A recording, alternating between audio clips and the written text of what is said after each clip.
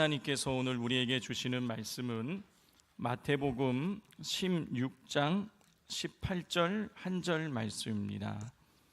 마태복음 16장 18절입니다. 마태복음 16장 우리 18절 우리 한 목소리로 합독하도록 하겠습니다. 또 내가 내게 이르노니 너는 베드로라. 내가 이 반석 위에 내 교회를 세우리니 음부의 권세가 이기지 못하리라. 아멘. 기도하겠습니다. 하나님 아버지, 우리 새해 첫날 첫 수요 예배를 드리게 하심을 감사를 드립니다. 하나님께서 오늘도 사모하는 마음으로 새해 첫날을 밤을 하나님 앞에 올려드리는 우리 모든 성도님들, 이 한 해 동안에 하나님께서 우리가 감히 생각지도 못할 놀라운 은혜로 역사로 하나님께서 부어 주옵소서. 인생 가운데에, 가정 가운데에 하나님 메마름이 없게 하시고 항상 풍성케 하시사 풍성하신 하나님을 삶으로 드러낼 수 있게 역사하여 주옵소서. 오늘도 귀한 예물로 하나님 앞에 올려드리는 귀한 손길들이 있습니다. 하나님 한 분 한 분 기억하여 주시고 거룩한 예물 가운데 담겨있는 감사의 마음과 하나님을 예배하는 그 마음의 중심, 그리고 기도의 제목들 귀 기울여 주시고 거룩한 응답으로 함께하여 주옵소서. 예배로 나아갑니다. 말씀을 듣기를 원합니다. 하나님께서 이 말씀 가운데에 역사하시고 우리의 심령을 깨워 주옵소서. 예수님의 이름으로 기도드립니다. 아멘. 먼저 광고를 드리겠습니다. 아시는 분들은 아시겠지만은 이번 무안공항 그 참사 피해자 중에 우리 교회에 박미신 집사님과 또 남편 우리 황태범 성도님이 계십니다. 그래서 계속해서 가보려고 했었는데 아직까지 시신이 그렇게 확인이 안 된다 그러셨다가 어저께 이제 최종적으로 확인이 됐다고 하는데, 또 근데 아직 그 황태범 성도님의 그 시신의 잔해를 아직 다 회수하지 못한 지금 상태라고 합니다. 그래서 저희가 계속 기다릴 수는 없고 여수로 내려오길까지 저희가 기다릴 수가 없어서 내일 교회에서 아침 10시에 무안공항으로 일단 가서 거기에 분향소가 있다고 하는데 분향소에 소식을 들으면 유가족들만 들어갈 수 있다는 얘기도 있고, 그런데 일단은 그곳에 가서 그 가족분들이 계시기 때문에 가족분들을 만나고, 그리고 또 시간 여유가 된다면 근처에 조금 떨어져 있다고 하는데 분향소에도 들릴 예정입니다. 함께 가실 분들은 9시 50분까지 내일 와주시면 되겠습니다. 우리 좌우에 계신 분들과 인사하도록 하겠습니다. 새해 복 많이 받으십시오. 또 그리고 선포하겠습니다. 예수님이 부활하셨습니다. 살아계셔서 당신과 함께하고 계십니다. 또 인사하겠습니다. 예수님과 동행합시다. 할렐루야. 올해 우리 교회는 송구영신 예배 때 말씀드린 것처럼 40주년이 되는 해입니다. 우리 인생에 있어서 가장 활발하게 많은 일들을 할 때가 40대죠. 자, 따라서 우리 40주년을 맞은 우리 교회도 앞으로 더 지금까지 해왔던 것들보다 더 많은 하나님의 일들을 감당해야겠습니다. 자, 그러기 위해서는 우리가 다시 한번 점검해야 될 것이 있습니다. 그건 바로 신앙의 기초죠. 우리 신앙의 기초를 다시 한번 이렇게 점검해 볼 필요가 있습니다. 기초가 뭡니까? 신앙에 있어서 기초는 본질을 말하는 것이에요. 여러분, 본질을 잃어버리면 변질되고, 변질되면 여러분 타락하고 쇠약해지게 되는 것입니다.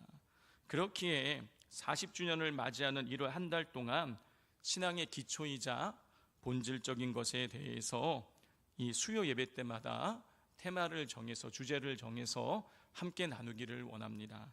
오늘은 이 첫 번째 날로 첫 번째 주제로 교회에 대해서 나누어 보도록 하겠습니다.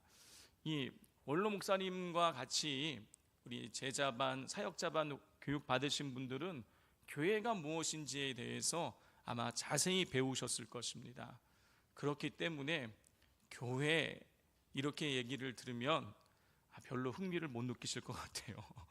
이 교회가 뭐냐, 이 얘기 모르시는 분들이 없으실 거예요. 근데 아는 얘기를 또 나누려고 하니까 저도 힘듭니다. 그래서 이걸 어떻게 해야 재밌게 나눌 수 있을까를 엄청 고민을 했는데 같이 조금 아는 이야기라고 할지라도 잘 따라와 주시면 감사하겠습니다. 자, 성도 여러분, 교회라는 이 단어를 들으면 여러분 어떤 생각이 드십니까? 머릿속에 막 교회 그러면 떠오르는 이미지들이 막 있으실 것 같아요. 자, 성도 여러분, 이 한 가족이 10수년 만에 이제 교회를 다시 나가게 되었습니다. 아빠, 엄마, 그리고 11살 먹은 딸, 그리고 7살 먹은 아들, 이렇게 네 가족이 10수년 만에, 아이들은 생전 처음으로 이제 교회를 주일날 가게 된 것입니다. 이 아이들은 교회를 처음 왔기 때문에 교회에서 일어나는 모든 일들이 신기했어요. 앉았다가 일어났다가 눈을 감았다가 뭔가를 고백을 했다가 뭐 설교를 들었다가 모든 게 조심스럽고 그리고 마냥 신기하기만 했습니다. 자, 드디어 이제 설교가 다 끝나고 나서 이제 헌금하는 시간이 되었어요. 우리 교회는 헌금 바구니를 돌리지 않지만 옛날에 보면 다 헌금 바구니 돌리지 않았습니까?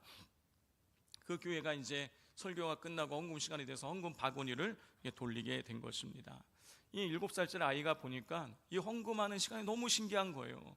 이 바구니에다가 사람들이 돈을 집어넣기만 하지 거기서 돈을 가져가는 사람이 없으니까 애가 보기에 그게 너무 신기한 겁니다. 드디어 이 바구니가 이 가정 앞으로 왔어요. 그 아빠가 1,000원짜리를 정성스럽게 반으로 접어서 헌금에다가 바구니에다가 딱 넣었습니다. 드디어 예배가 끝나고 집에 돌아오는데 차 안에서 이 아빠가 불만을 토로하는 것입니다. 예배 시간에 소리가 너무 컸다, 장로님 기도가 너무 길었다, 목사님 설교가 지루했다 하면서 예배에 대해서 막 불평하기 시작했습니다. 그리고 2절이 또 나오는 거예요. 교회가 너무 건물이 오래돼가지고 어두침침하고 뭔가 좀 냄새가 나는 것 같기도 하고 화장실이 좀 비좁고 의자도 너무 불편하고 주차장도 협소하다 하면서 이제 1절 2절 불평을 아버지가 쭉 이야기하는 겁니다. 그런데 그 이야기를 듣고 있던 아들을, 뒷좌석에 앉아있던 아들이 불쑥 이렇게 말하는 것입니다. 아빠, 그래도 1,000원 낸 거에 비하면 나쁜 그금이 아니었어요, 이러는 거예요. 성도 여러분, 정말 인정하고 싶지는 않지만 여러분, 이것이 많은 사람들이 교회를 생각하는 이미지인 것이죠. 이 교회의 본질을 알지 못하는 사람들은 교회를 일요일에 벌어지는 1시간짜리 이벤트로 생각을 해요. 행사로 생각을 합니다. 그리고 어떤 분들은 교회를 건물로 생각을 하는 것이죠. 여러분, 교회는 행사도 아니고 이벤트도 아니고 건물도 아니죠. 자, 그렇다면 과연 교회는 무엇일까요? 여러분, 이 교회의 본질이 무엇인지를 우리가 알기 위해서는 이 교회를 나타내는 그 단어를 우리가 잘 살펴볼 필요가 있습니다. 여러분, 교회에 대해서 다양하게 설명을 할 수 있지만 저는 이 단어를 가지고 오늘 교회가 무엇인지에 대해서 그 본질을 같이 나누기를 원합니다. 구약 성경에 나오는 단어를 먼저 살펴보겠는데, 여러분, 이 구약 성경에 교회와 연결되는 단어가 있어요. 그게 뭐냐면 카할이라는 단어예요. 카할. 자, 여러분, 성경이 히브리어로 되어 있잖아요. 근데 히브리어 성경을 당시에 세계 공용어인 헬라어로 번역을 했습니다. 그거를 이제 70명이 번역을 했다 그래서 이제 보통 70인역이라 그러는데, 이 히브리어를 헬라어로 번역을 하면서 이 카할이라는 단어를 에클레시아, 교회로 번역을 했어요. 그래서 우리가 이 교회가 무엇인지를 알기 위해서는 이 카할이라는 단어를 우리가 먼저 살펴볼 필요가 있는 것이죠. 자, 이 카할은 부르다, 누군가를 부른다 할 때 그 부르다라는 뜻을 가지고 있는데, 여러분 이 구약 성경에서는 이 카할을 어떻게 번역을 했냐면은 회중으로 번역을 했어요. 회중. 여러분 회중, 이 사전적 의미는 무엇입니까? 많은 사람의 많이 모인 군중을 의미하는 거예요. 모임에 모여 있는 이 사람들을 의미하는 거예요.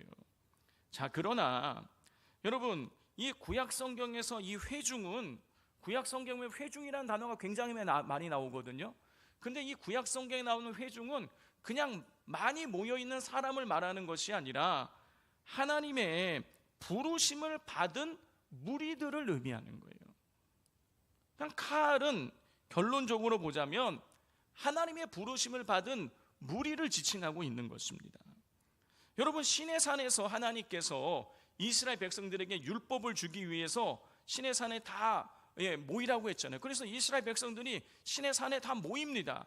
그 하나님 말씀을 받기 위해서 모여 있는 그 무리, 그게 카할인 거예요.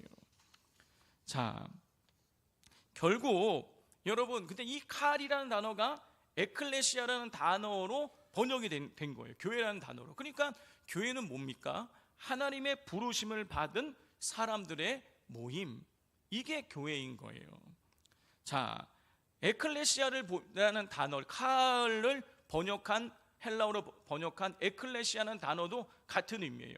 여러분 에클레시아는 에크, 밖으로라는 뜻과 밖으로라는 뜻을 가진 에크라는 단어와 그리고 불러내다라는 단어를 뜻을 가진 칼레오, 에크라는 단어와 칼레오라는 단어가 합쳐져서 만들어진 말이에요. 그러니까 에클레시아는 밖으로 부름받은 사람들이에요. 그러니까 하나님에 의해서 부름받은 사람들의 공동체, 이게 교회인 거예요. 여러분 교회는 건물도 아니고 조직도 아니고, 여러분 교회는 하나님의 부르심을 받은 성도의 공동체예요. 자, 이걸 모르시는 분들은 없으실 거예요. 적어도 이 수요 예배를 나오신 분들이시라면 교회가 그렇지 건물이 아니야, 교회는 조직이 아니야, 교회는 하나님의 부르심을 받은 성도의 공동체야, 이걸 모르시는 분들이 없으실 거예요. 문제는 뭐냐? 하나님의 부르심을 받은 성도의 공동체라는 게 마음에 와닿지 않는다라는 거예요. 교회 하나님의 부르심을 받은 성도의 공동체야, 이게 도대체 우리 마음에 와닿지 않아요.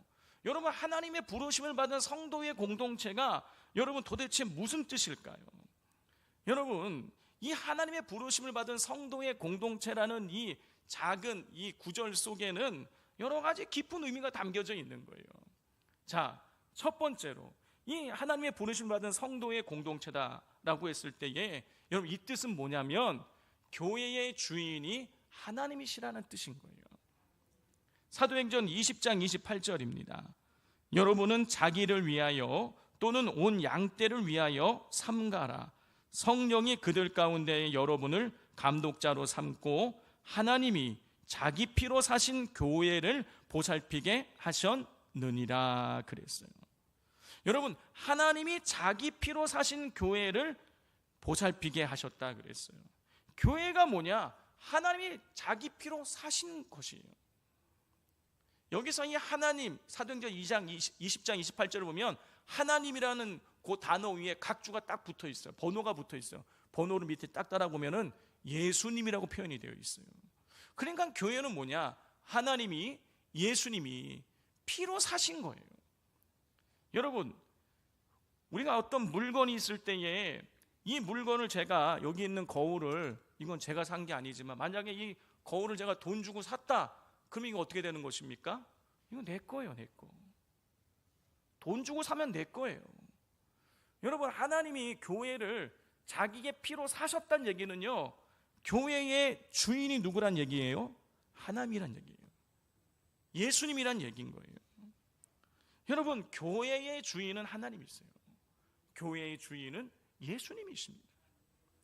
제가 이전 교회에 있을 때에 원로목 33년 동안 사역하셨던 나계밀 목사님께서 이제 은퇴하시면서 원로 목사님이 되셨어요.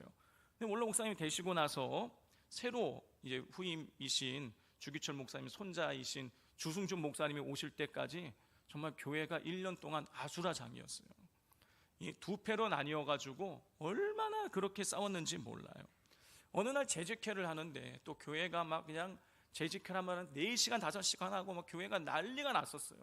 자, 그런데 재직회를 하는데 이 어느 날 한 권사님이, 제가 이전에 담당했던 교구의 권사님이 일어나시더라고요. 근데 이 권사님이 장로님들을 향해서 이렇게 말씀하시는 거예요. 장로님들, 교회의 주인은 성도인데 왜 장로님들 몇 명이서 교회를 좌지우지하려고 하시는 겁니까? 하면서 재직기 때 발언을 하시더라고요. 제가 그 이야기를 듣는데 정말 너무 충격을 받은 거예요. 여러분, 그 권사님이요, 학교 교장 선생님 출신이세요. 교회에서 봉사도 진짜 많이 하신 분이세요. 자, 그런데 그러니까 신앙생활도 아주 오래 하신 분이신 거예요. 근데 그 권사님 생각 속에 교회의 주인은 하나님이 아닌 거예요. 교회의 주인이 누구냐? 성도라는 거예요. 성도 여러분, 교회의 주인은 목사도, 장로도, 권사도, 집사도, 성도도 아닌 교회의 주인은 하나님이십니다. 예수님이세요. 골로새서 1장 18절입니다. 다 같이 한번 읽어보겠습니다. 시작.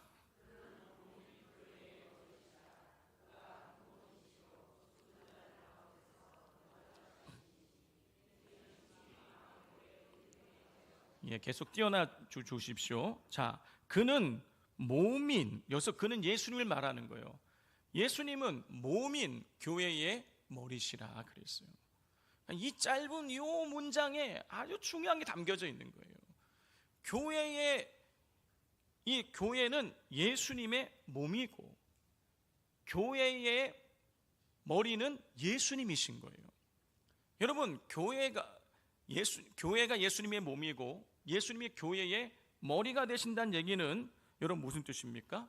예수님이 교회의 주인이시라는 거예요.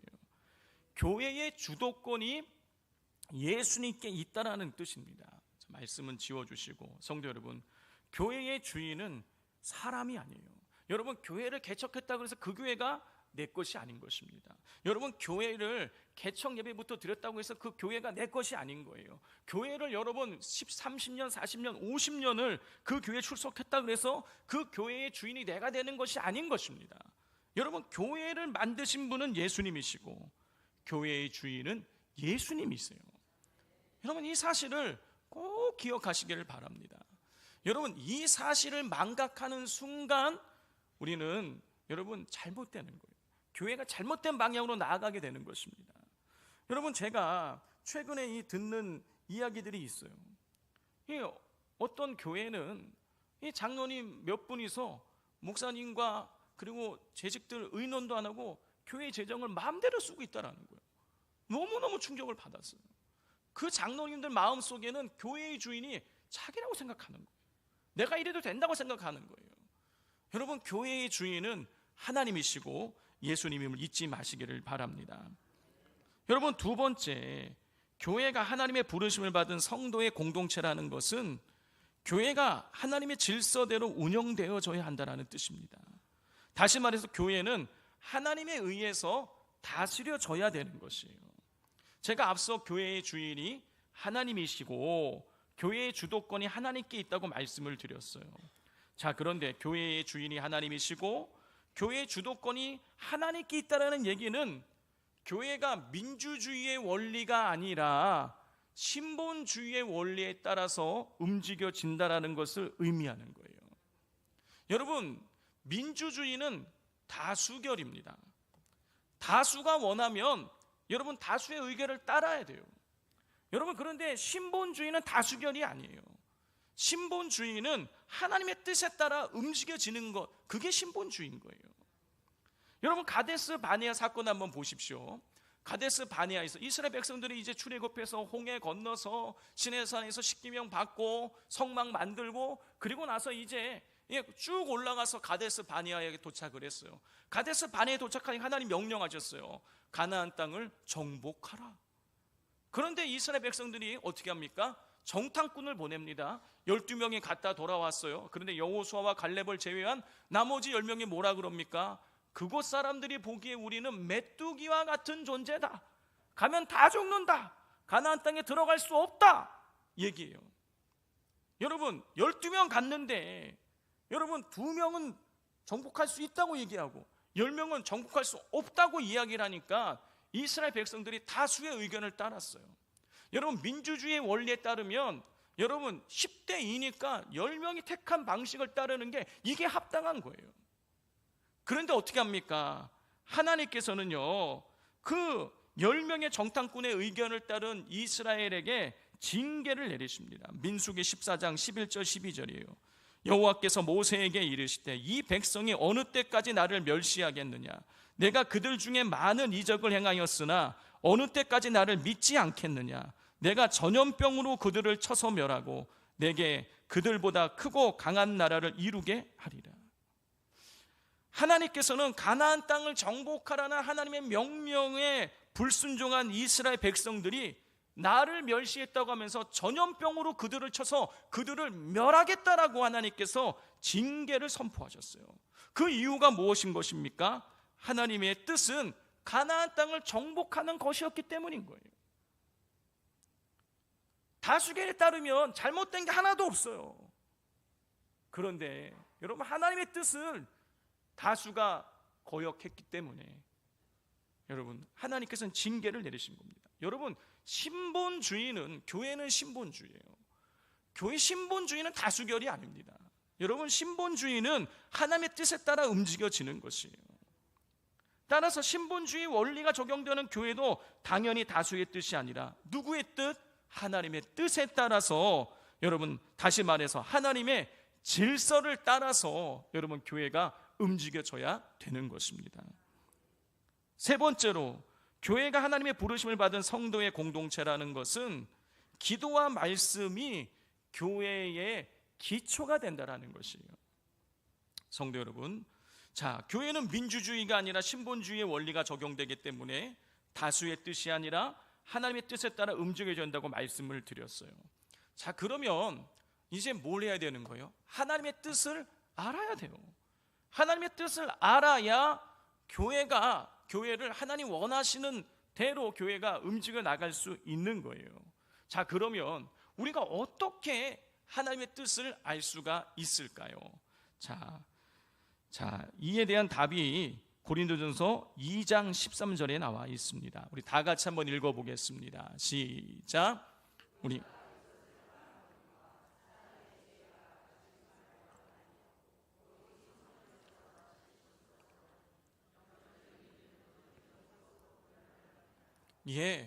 이 사도 바울이 고린도 교회 성도들에게 가르침을 주면서 뭐라고 말하고 있냐면, 영적인 일은 영적인 것으로 분별해야 된다라고 그렇게 가르치고 있습니다. 자, 여기에서 이 영적인 일은 할 때에 이 영적인 일은 하나님의 일, 하나님의 지혜를 의미해요. 그리고 영적인 것으로 분별하라 했을 때 영적인 것은 성령을 의미하는 것입니다. 따라서 영적인 일을 영적인 것으로 분별하라는 얘기는 하나님의 뜻을 성령을 통해서 분별하라는 뜻인 거예요. 자, 성도 여러분, 하나님의 뜻과 계획은 여러분 인간이 알 수 없어요. 여러분, 인간이 아무리 머리생으로 오랫동안 생각한다고 해서 그걸 하나님의 뜻을 분별할 수 없습니다. 하나님의 뜻은 성령을 통해서만 분별할 수 있어요. 그런데 그러면 우리가 성령의 충만함을 받아야 되는데, 성령의 충만함을 우리가 어떻게 받습니까? 여러분, 성경을 보면 기도와 말씀을 통해 우리는 성령의 충만함을 받을 수가 있는 것이에요.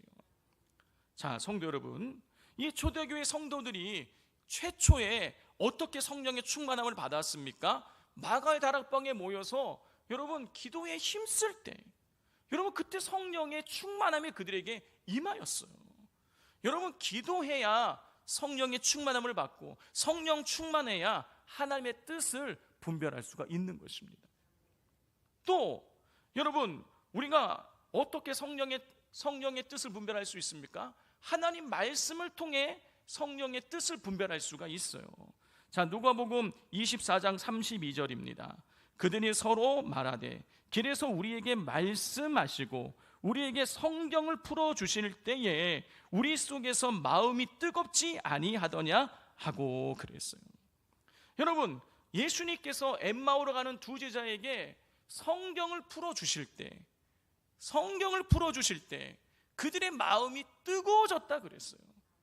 그리고 나서 어떻게 됩니까? 예수님이란 사실을 그때 알게 되는 거예요. 여러분, 우리가 성경을 읽지 않으면 하나님의 뜻을 분별할 수가 없습니다. 성경을 읽을 때 하나님께서 우리에게 원하시는 바가 무엇인지를 여러분 우리가 온전하게 분별할 수 있게 되어지는 것입니다. 자, 그러므로 여러분 기도와 말씀을 통해서 여러분 우리는 성령의 충만함을 받아야 돼요.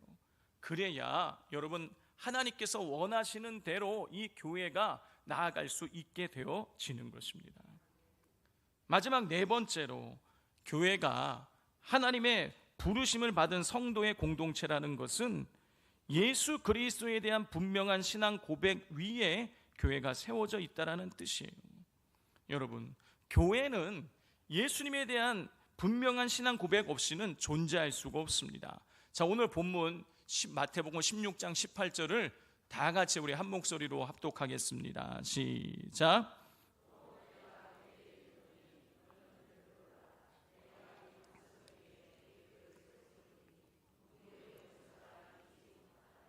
자, 예수님께서 무엇 위에 교회를 세우겠다고 말씀하고 계십니까? 이 반석 위에 교회를 세우겠다 그랬어요. 자, 그런데 여러분, 이 반석을 어떻게 해석하느냐에 따라서 우리가 카톨릭이 될 수도 있고 개신교가 될 수도 있는 거예요. 카톨릭에서는, 자, 9절 한번 띄워주세요. 18절을. 자, 너는 베드로라, 내가 이 반석 위에 교회를 세우리니 그랬어요. 자, 베드로의 이름의 뜻이 뭐예요? 반석이에요. 반석. 그러니까 카톨릭에서는 내가 이 반석 위에 교회를 세우겠다 할 때에 이 반석을 베드로로 해석을 하는 거예요. 그래서 베드로가 일대 교황이에요. 그래서 그렇게 해서 베드로, 이 교황을 베드로를 통해서, 베드로의 위에 베드로를 통해서 교회를 세우셨기 때문에 베드로를 통해서 교회의 정통성이 확보된다라는 거예요. 그래서 베드로 교황의 이 정통성을 이어받지 않은 개신교는 짜가다 이렇게 얘기를 해요. 가짜다. 자, 그런데 이건 정말 무식의 소치입니다. 무식의 소치예요. 여러분, 이 베드로를 나타내는 단어는 헬라어는 명사에 성이 있습니다. 남성, 중성, 여성 이렇게 있어요. 성이 있어요. 근데 베드로는 남성 명사예요.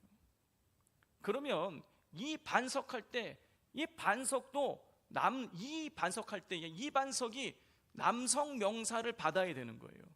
그런데 이 반석은 여성 명사로 되어 있어요. 그러니까 이 반석은 베드로를 가리키는 게 아닌 거예요.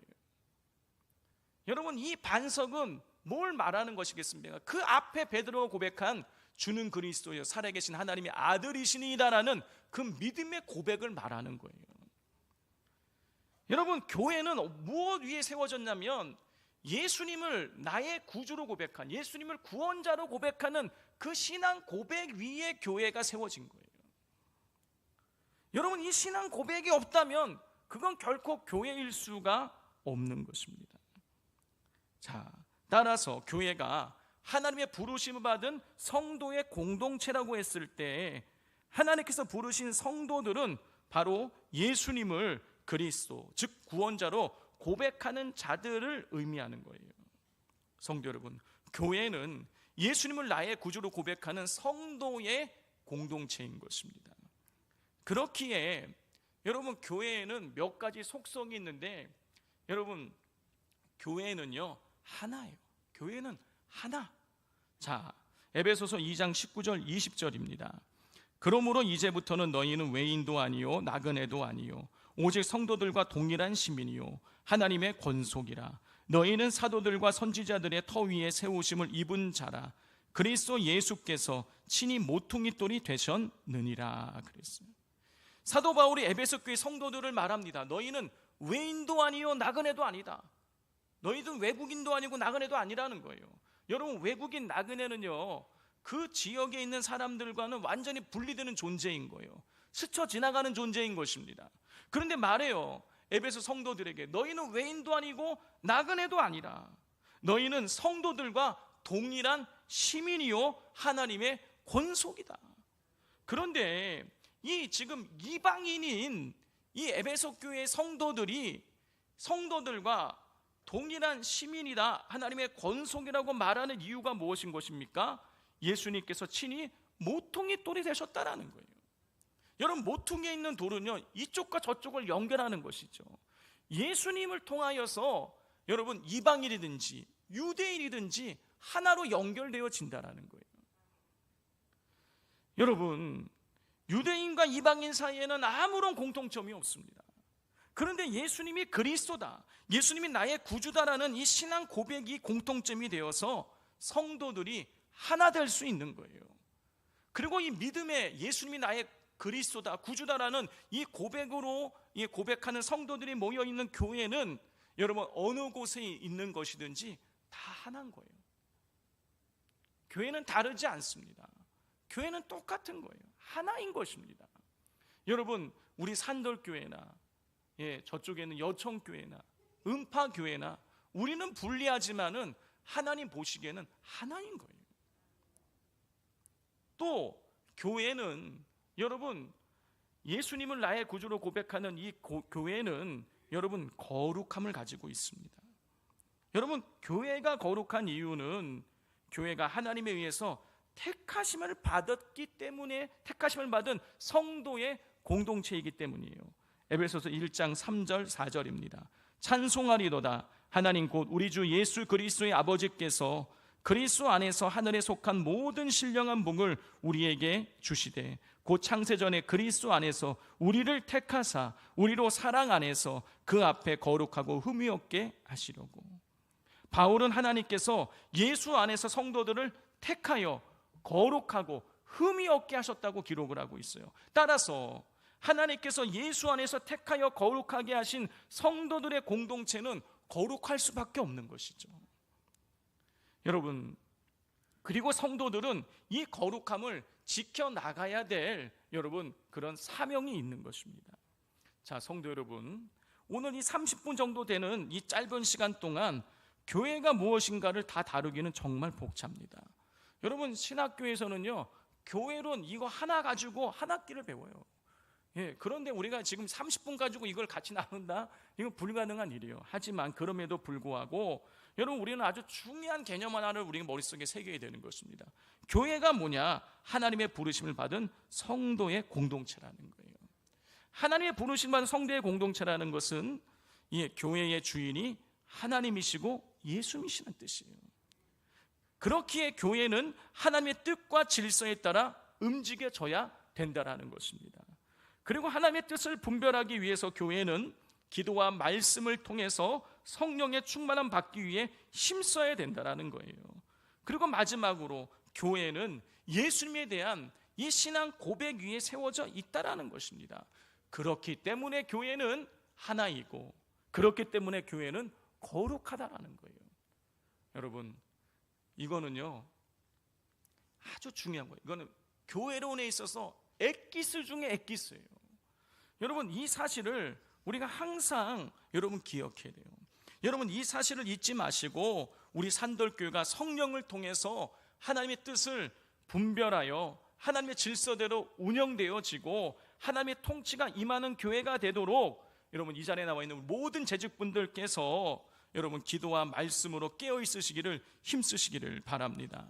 성도 여러분, 하나님께서는 예수 그리스도의 십자가를 통해서 우리를 어두운 세상에서 빛으로 불러내셨어요. 여러분, 그러므로 주님의 몸된 교회를 여러분 내 몸처럼 아끼고 사랑하여서 교회 안에 그리스도의 사랑이 넘치도록 우리가 가꾸어 나가야 합니다. 여러분, 그럴 때 여러분, 우리 산돌교회를 통해서 생명이 살아나고 그리스도의 향기가 짙게 바라게 될 줄 믿습니다.